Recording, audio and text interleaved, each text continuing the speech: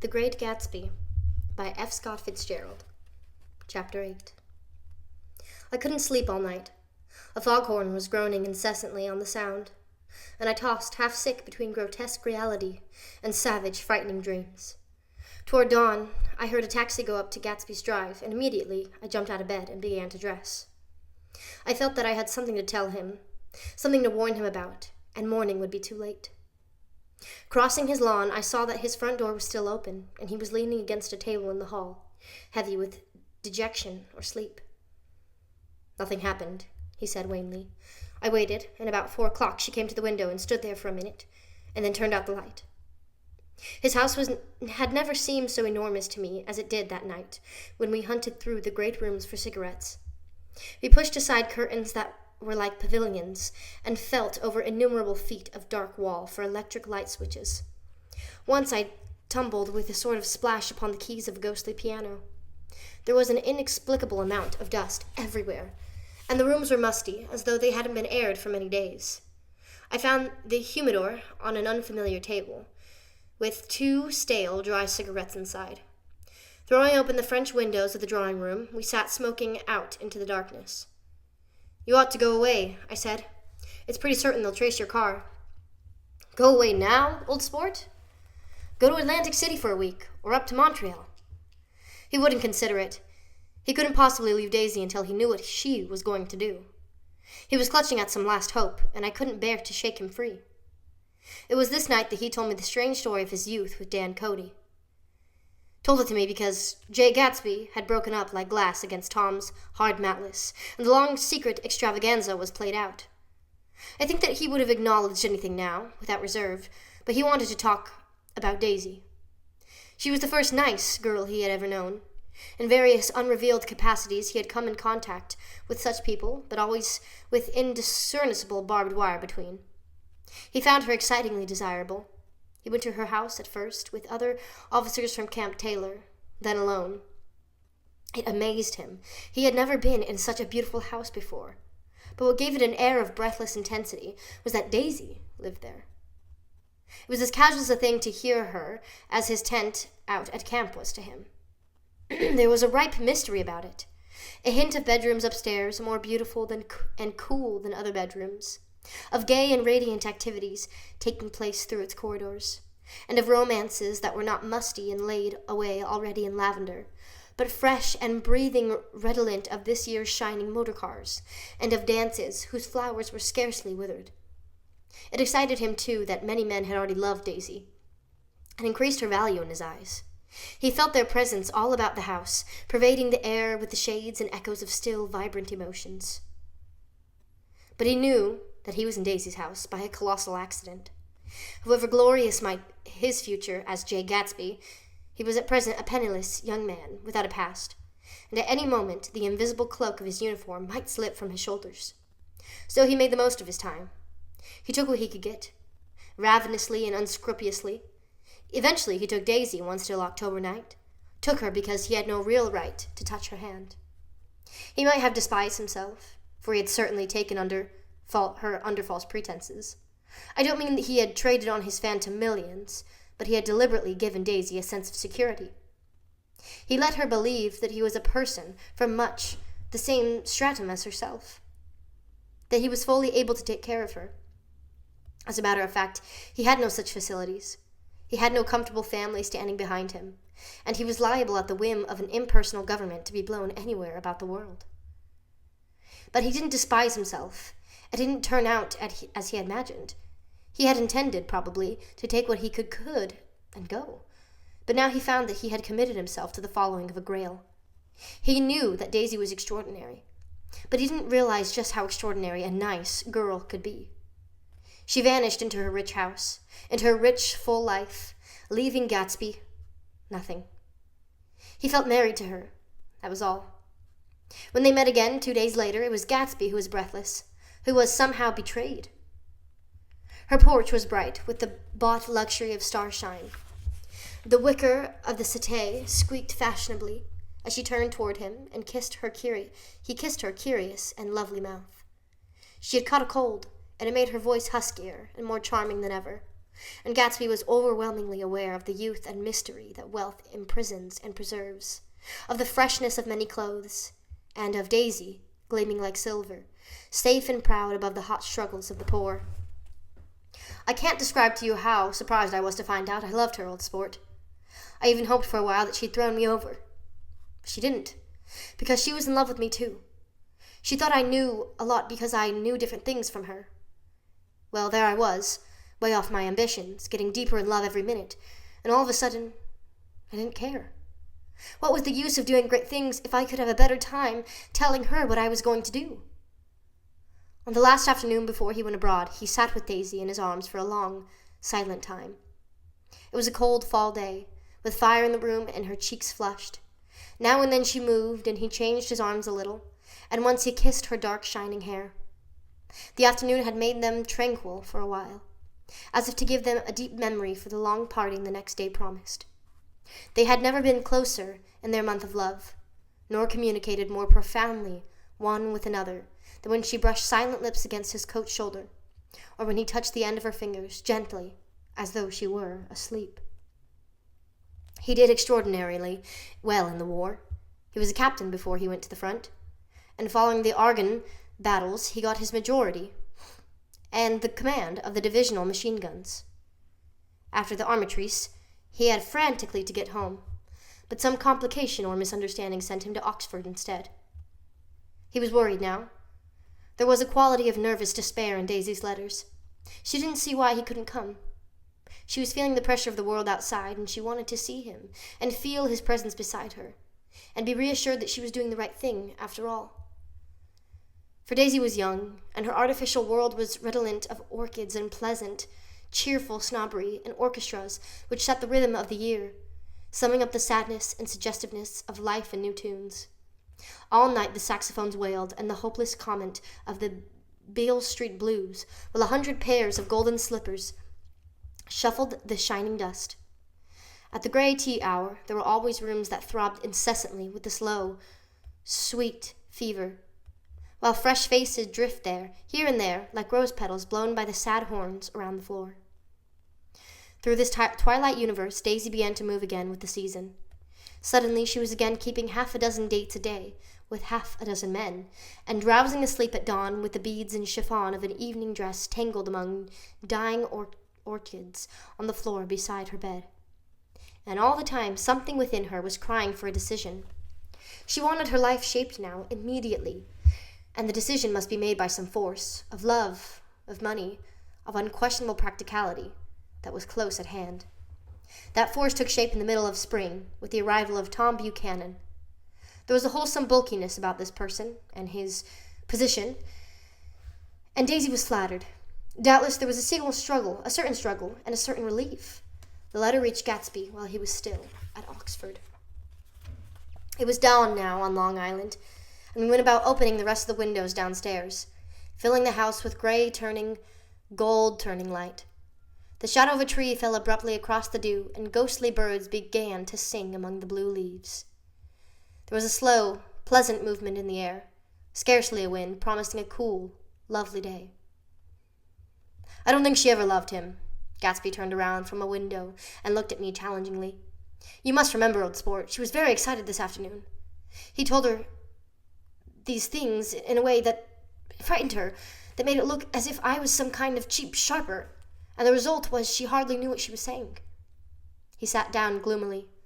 Of course she might have loved him just for a minute, when they were first married, and loved me more even then.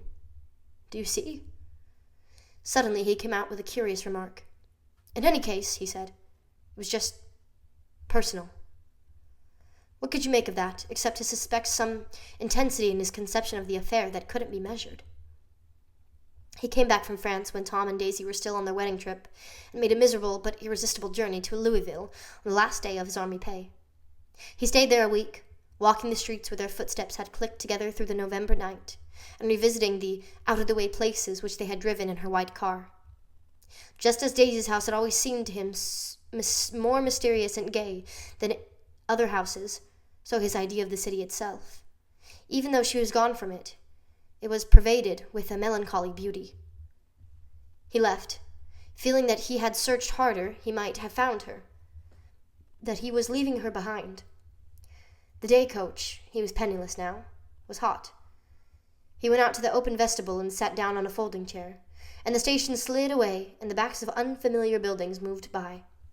Then out into the spring fields, where a yellow trolley raced them for a minute with people in it who might once have seen the pale magic of her face along the casual street. The track curved, and now it was going away from the sun, which, as it sank lower, seemed to spread itself in benediction over the vanishing city where she had drawn her breath. He stretched out his hand desperately, as if to snatch only a wisp of air, to save a fragment of the spot that she had made lovely for him. But it was all going by too fast now for his blurred eyes, and he knew that he had lost part of it, the freshest and the best, forever. It was 9 o'clock when we finished breakfast and went out to the porch. The night had made a sharp difference in the weather, and there was an autumn flavor in the air. The gardener, the last one of Gatsby's former servants, came to the foot of the steps. "I'm going to drain the pool today, Mr. Gatsby. Leaves will start falling pretty soon. There's always trouble with the pipes." "Don't do it today," Gatsby answered. He turned to me apologetically. "You know, old sport, I've never used that pool all summer." I looked at my watch and stood up. 12 minutes to my train. I didn't want to go to the city. I wasn't worth a decent stroke of work, but it was more than that. I didn't want to leave Gatsby. I missed that train, and then another, before I could get myself away. "I'll call you up," I said finally. "Do, old sport. I'll call you about noon?" We walked slowly down the steps. "I suppose Daisy'll call too." He looked at me anxiously, as if he hoped I'd corroborate this. "I suppose so." "Well, goodbye." We shook hands and I started away. Just before I reached the hedge, I remembered something and turned around. "They're a rotten crowd," I shouted across the lawn. "You're worth the whole damn bunch put together." I've always been glad I said that. It was the only compliment I ever gave him, because I disapproved of him from the beginning to end. First he nodded politely, and his face broke into that radiant, understanding smile, as if we'd been in ecstatic cahoots on that fact all the time. His gorgeous pink rag of a suit made a bright spot of color against the white steps, and I thought of the night when I first came to his ancestral home, 3 months before. The lawn and drive had been crowded with the faces of those who guessed at his corruption, and he had stood on those steps, concealing his incorruptible dream, as he waved them goodbye. I thanked him for his hospitality. We were always thanking him for that, I and the others. "Goodbye," I called. "I enjoyed breakfast, Gatsby." Up in the city, I tried for a while to list the quotations on an interminable amount of stock. Then I fell asleep in my swivel chair. Just before noon, the phone woke me, and I started up with a sweat breaking out of my forehead. It was Jordan Baker. She often called me up at this hour because the uncertainty of her own movements between hotels and clubs and private houses made her hard to find in any other way. Usually her voice came over the wire as something fresh and cool, as if a divot from a green golf links had come sailing in at the office window. But this morning it seemed harsh and dry. "I've left Daisy's house," she said. "I'm at Hempstead, and I'm probably going to go down to Southampton for this afternoon." Probably it had been tactful to leave Daisy's house, but the act annoyed me, and her next remark made me rigid. "You weren't so nice to me last night." "How could it have mattered then?" Silence for a moment, then, "However, I want to see you. I want to see you too. Suppose I don't go to Southampton and come into town this afternoon?" "No, I don't think this afternoon." "Very well. It is impossible this afternoon. We talked like that for a while, and then abruptly we weren't talking any longer. I don't know which of us hung up with a sharp click, but I know I didn't care. I couldn't have talked to her across the tea table that day if I never talked to her again in this world. I called Gatsby's house a few minutes later, but the line was busy. I tried 4 times. Finally, an exasperated central told me the wire was being kept open for the long distance from Detroit. Taking out my timetable, I drew a small circle around the 3:50 train. Then I leaned back in my chair and tried to think. It was just noon. When I passed the ash heaps on the train that morning, I had crossed deliberately to the other side of the car. I suppose there'd be a curious crowd around there all day, with little boys searching for dark spots in the dust, and some garrulous man telling over and over what had happened, until it became less and less real even to him, and he could tell it no longer, and Myrtle Wilson's tragic achievement was forgotten. Now I want to go back a little and tell what happened at the garage, after we had left there the night before. They had difficulty in locating the Sister Catherine. She must have broken her rule against drinking that night, for when she arrived she was stupid with liquor and unable to understand that the ambulance had already gone to Flushing. When they convinced her of this, she immediately fainted, as if that was the intolerable part of the affair. Someone, kind or curious, took her in his car and drove her in the wake of her sister's body. Until long after midnight, a changing crowd lapped up against the front of the garage, while George Wilson rocked himself back and forth on the couch inside. For a while, the door of the office was open, and everyone who came into the garage glanced irresistibly through it. Finally, someone said it was a shame and closed the door. Mike Ellis and several other men were with him. First 4 or 5 men, later 2 or 3. Still, Mike Ellis had to ask the last stranger to wait there 15 minutes longer while he went back to his own place and made a pot of coffee. After that, he stayed there alone with Wilson until dawn. About 3 o'clock, the quality of Wilson's incoherent muttering changed. He grew quieter and began to talk about the yellow car. He announced that he had a way of finding out whom the yellow car belonged to, and then he blurted out that a couple of months ago his wife had come from the city with her face bruised and her nose swollen. But when he heard himself say this, he flinched and began to cry, "Oh my God!" And again his groaning voice. McKellies made a clumsy attempt to distract him. "How long have you been married, George? Come on there, try and sit still a minute and answer my question. How long have you been married?" 12 years. Ever had any children? Come on, George, sit still. I asked you a question. Did you ever had any children? The hard brown beetles kept thudding against the dull light, and whenever Michaelis heard a car tearing along the road outside, it sounded to him like the car hadn't stopped a few hours before. He didn't like to go into the garage because the workbench was stained where the body had been lying, so he moved uncomfortably around the office. He knew every object in it before morning, and from time to time he sat down beside Wilson, trying to keep him more quiet. "Have you got a church you go to sometimes, George? Maybe even you hadn't been there for a long time. Maybe I could call up the church and get a priest to come over and he could talk to you, see? Don't belong to any church. You ought to have a church, George, for times like this. You must have gone to church once. Didn't you get married in a church? Listen, George, listen to me. Didn't you get married in a church?" That was a long time ago. The effort of answering broke the rhythm of his rocking. For a moment he was silent. Then the same half-knowing, half-bewilderment look came back into his faded eyes. "Look in the drawer there," he said, pointing at the desk. "Which drawer?" "That drawer. That one." Michaelis opened the drawer nearest his hand. There was nothing in it but a small, inexpensive dog leash, made of leather and braided silver. It was apparently new. "This?" he inquired, holding it up. Wilson stared and nodded. "I found it yesterday afternoon. She tried to tell me about it, but I knew it was something funny." "You mean your wife bought it?" "She had it wrapped in tissue paper on her bureau." Michaelis didn't see anything odd in that, and he gave Wilson a dozen reasons why his wife had bought a dog leash. But, conceivably, Wilson had heard some of these same explanations before, from Myrtle, because he began saying, "Oh my God," again in a whisper. His comforter left several explanations in the air. "Then he killed her," said Wilson. His mouth dropped open suddenly. "Who did?" "I have a way of finding out." "You're morbid, George," said his friend. "This has been a strain to you, and you don't know what you're saying. You better try and sit quiet till morning. He murdered her. It was an accident, George." Wilson shook his head. His eyes narrowed and his mouth widened slightly with the ghost of a superior. "I know," he said definitely. "I'm one of these trusting fellas. I don't think any harm to nobody. But when I get to know a thing, I know it. It was the man in that car. She ran out to speak to him, and he wouldn't stop." Michaelis had seen this too, but it hadn't occurred to him that there was any special significance in it. He believed that Mrs. Wilson had been running away from her husband, rather than trying to stop any particular car. How could she have been like that? "She's a deep one," said Wilson, as if that answered the question. "Ah." He began to rock again, and Michaelis stood, twisting the leash in his hand. Maybe you got some friend that I could telephone for George." This was a forlorn hope. He was almost sure that Wilson had no friend. There was not enough of him for his wife. He was glad a little later when he noticed a change in the room, a blue quickening by the window, and realized that dawn wasn't far off. About 5 o'clock, it was blue enough outside to snap off the light. Wilson's glazed eyes turned out to the ash heaps, where small gray clouds took on fantastic shapes and scurried here and there in the faint dawn wind.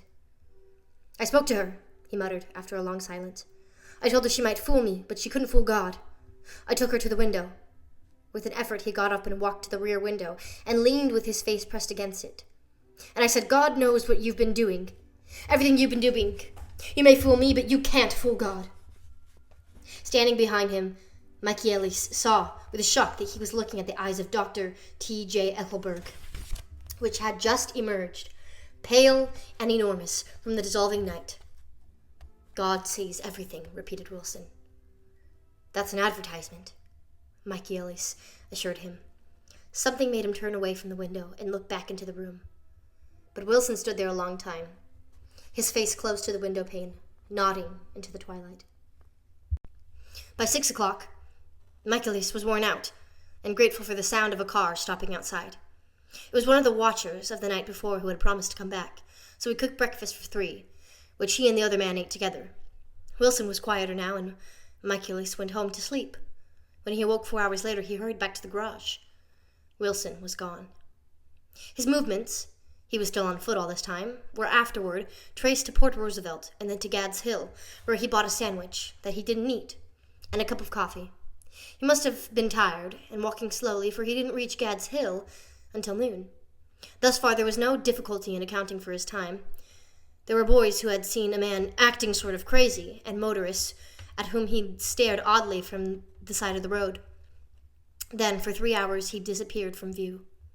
The police, on the strength of what he said to Michaelis, that he had a way of finding out, supposed that he spent that time going from garage to garage thereabout, inquiring for a yellow car. On the other hand, no garage man who had seen him ever came forward, and perhaps he had an easier, surer way of finding out what he wanted to know. By 2:30, he was in West Egg, where he asked someone the way to Gatsby's house. So by that time, he knew Gatsby's name. At 2 o'clock, Gatsby put on his bathing suit and left word with the butler that if anyone phoned word was to be brought to him at the pool. He stopped at the garage for a pneumatic mattress that had amazed his guests during the summer, and the chauffeur helped him pump it up. Then he gave instructions that the open car wasn't to be taken out under any circumstances, and this was strange because the front right fender needed repair. Gatsby shouldered the mattress and started for the pool. Once he stopped and shifted it a little, and the chauffeur asked him if he needed help, but he shook his head and in a moment disappeared among the yellowing trees. No telephone message arrived, but the butler went without his sleep and waited for it until 4 o'clock, until long after there was anyone to give it to if it came. I have an idea that Gatsby himself didn't believe it would come, and perhaps he no longer cared.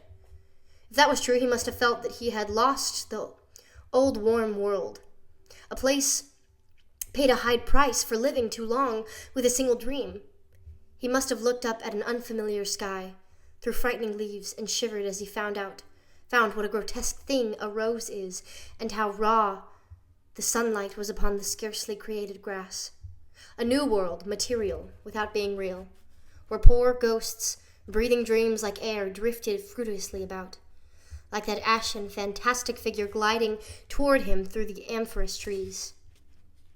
The chauffeur, he was one of Wolfshine's protégés, heard the shots. Afterward, he can only say that he hadn't thought anything much about them. I drove from the station directly to Gatsby's house, and my rushing anxiously up to the front steps was the first thing that alarmed anyone. But they knew then, I firmly believe. With scarcely a word said, 4 of us, the chauffeur, butler, gardener, and I, hurried down to the pool.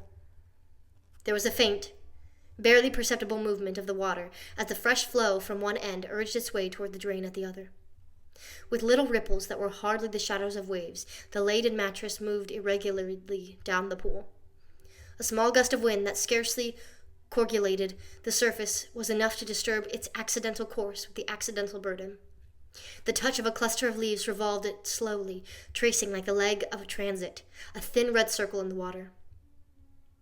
It was after we started with Gatsby toward the house that the gardener saw Wilson's body a little way off in the grass, and the Holocaust was complete.